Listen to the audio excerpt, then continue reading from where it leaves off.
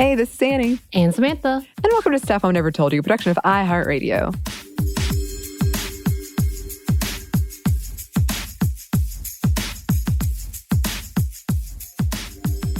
And today it is time for another happy hour. As always, drink responsibly if you choose to do so. What are you sipping on, Samantha? You know, I'm going to throw it back old school. I used to love Negro Modelos, and I saw them in the beer section. I was like, yeah, it's been a long time. I want that. So I got a Negro Modelo with a lime, and it's delicious. Ooh, nice.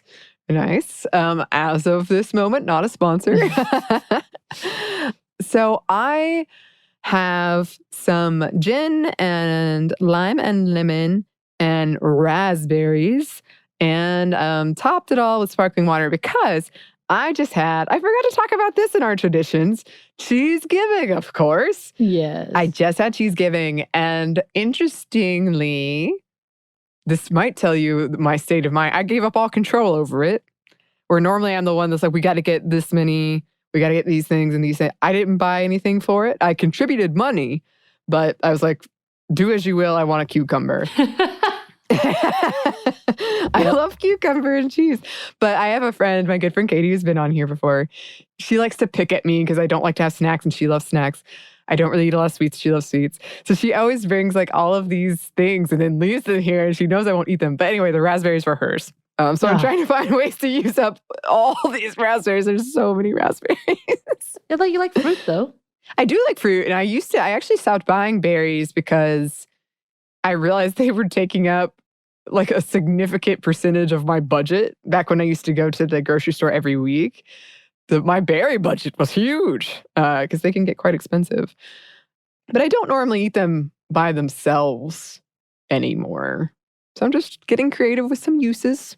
But this has a lot of raspberries in it. Nice. It's changed the color. It's nice pinkish color. Ooh. Yeah. So today I did want to talk about Throuples. This deserves a whole episode. And we've been meaning to do one for a while, especially on like poly relationships and how they can look. And we want to bring someone on to talk to us about those things. So this is a much more personal take. Just caveat. This is just my kind of loose research and thoughts. Because as I've mentioned, lately I have been thinking about what a relationship could look like for me as an asexual person if I ever wanted to pursue one, which I might not. And honestly, just knowing how I identify and asking these questions, it's felt really huge and kind of fun and exciting. I will not lie and say it's always easy because it is not. But that's been nice of kind of like expanding what I think could be what it could be for me and that's okay and it doesn't mean I'm a failure and all those kinds of things. Yeah, it feels like discovering something new. And actually, speaking of Katie, we were talking about Throuples and she was also like, I've been thinking about that. I didn't know there's a whole dating app for Throuples specifically, which I would love to learn more about. But not today. That surprised me. But yeah, I think one of the most empowering parts of this is something we've discussed before, which is really embracing negotiation and like not taking anything for granted in what a relationship is or should look like or how you should act in one. Because once you step outside of heteronormative relationship scripts, then everything is sort of new because we don't see it represented often. Or at least that's been for me. All of it feels kind of like, oh, I'm not sure. We need to talk about this or we need to ask about this. And this is not to say hetero couples don't negotiate. And I'm a big proponent for negotiating in general or just discussing wants and needs. But for me, I was so steeped in sex and relationships that they only looked this one way that this has been really huge, actually. And I've been seeing this come up a lot in fan fiction. And it's really interesting to see how they handle the negotiations of how things can look. So, as a part of all this, I think I could be in a relationship with another person and even potentially have sex with them as long as we were on the same page. Now that I know that all the stuff that was frankly terrifying me about it before, again, I'm still like, there's a lot I'm untangling in all of this conversation with myself. Which, yes, I do talk to myself a lot during the pandemic. It's Sometimes I talk to myself in front of other people still. I love masks because that's grocery stores.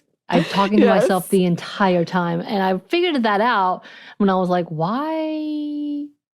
What? Because I was like, the sensation of feeling that mask closer up when you're talking to yourself. And I was like, oh, I'm really glad I'm wearing a mask. And this may be another reason why I will always wear masks from now on, because I've gotten into the habit of talking to myself in public. Yeah. Yeah. When I was home for Thanksgiving, I was talking to myself in front of my mom and brother, and they'd be like, what? Are you talking to us? I'm like, oh, no. Just me. This is a miscommunication between my partner and I often, where I'm whispering to myself and he's getting mad, thinking I'm trying to have a conversation with him. And I'm like, I'm talking to myself. Let me be. Me and myself need a conversation. So yes, I am talking to myself out loud about some of these things.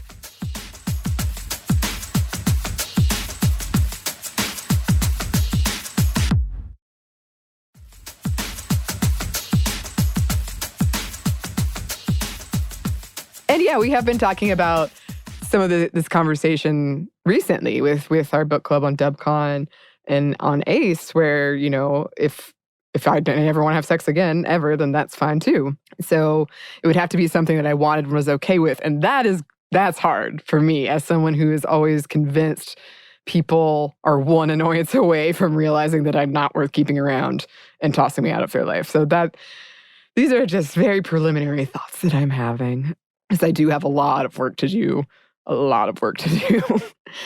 And also, yeah, the feelings that I should have sex and I should want to have sex. So I'm going to have to work on that. And then, yeah, Samantha and I were talking, like TMI probably, but I think that I might have some kind of sexual dysfunction, because I actually have a lot of pain. Like every time I've tried to have sex, or even like inserting tampons, I have a lot of pain. And it could be trauma. I don't know. But there's something there too.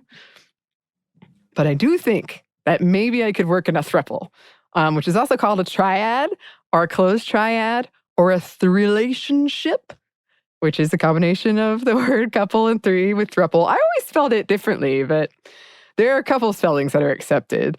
But yeah, essentially it refers to a three-way relationship. And it differs from a threesome, which is exclusively sexual, and that there are romantic and or emotional connections.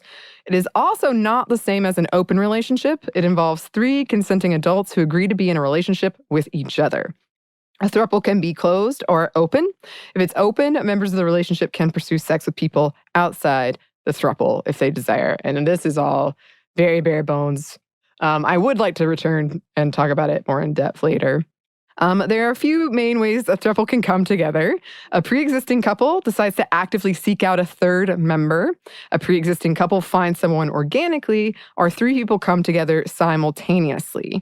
Experts stress the key to making a throuple work, especially for couples considering it, is a healthy relationship with excellent communication. If you're seeking out a third person because your relationship is struggling, that is not so great. That's not gonna be good for anybody. Both members must be equally enthusiastic about it and share a similar vision about how it will look, while also allowing for the needs and wants of the third person. Also, to be aware of couple privilege and advantage and hierarchies that can happen.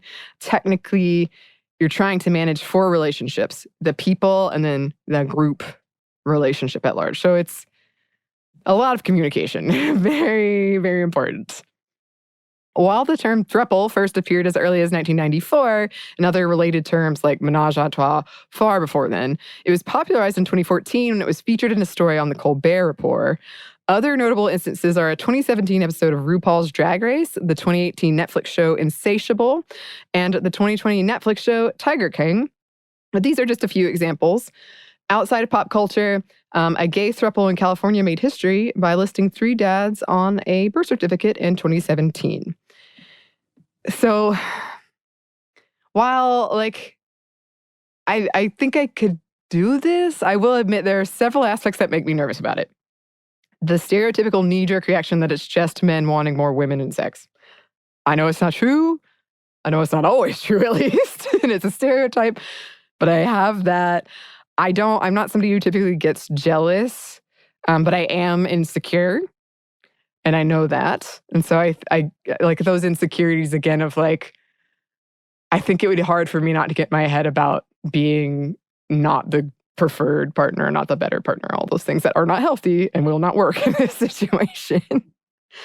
And while a throuple does require a lot of communication, it's not necessarily easy. There are definitely benefits to it. And I read a lot of couples and thruples writing about it and all of the benefits they got from it. And it was really nice. So it's just something I've been curious about and thinking on and imagining how that could look. But I like thinking about these new ways relationships can appear. Again, I might not ever want one. I'm just kind of like, interesting. Yeah, I think your fan fiction may bring new ideas for you sometimes. It does. It does. And you know what? Like, it's so funny because I'll be so reticent about things because I don't normally read romance and I don't normally read, especially like sexual. But so many of the stories that have romance and sexual relationships have the thing that I actually do like, which is emotional caring for each other. Right, so a lot of times I get like in that story, even though it's not what I want, and then I'm fine with it. But it's funny to me how often I'll be like, I never read romance. And then if you look at all the stories I've read, they're probably romance. But it's like not, I like that emotional caring aspect, which can be very romantic. Mm-hmm. But because of that, through that, and because of the pandemic, and I've just I've read stories I normally wouldn't have read and things I would have been like, I'll never read this throuple. And then I'm like, oh, I like this throuple. I like that they're negotiating and they're talking it out. I like this, how they're having these deep conversations. So I think you're right, Samantha. I think you're absolutely right. And it's okay. It is okay, yes. Well, cheers to you. Cheers. Cheers to you, listeners. As always, if you have any topics that you think we should tackle, we would love to hear from you. You can email us at stuffmediamomstuff@iheartmedia.com. You can find us on Twitter at momstuffpodcast or on Instagram at Stuff I've Never Told You.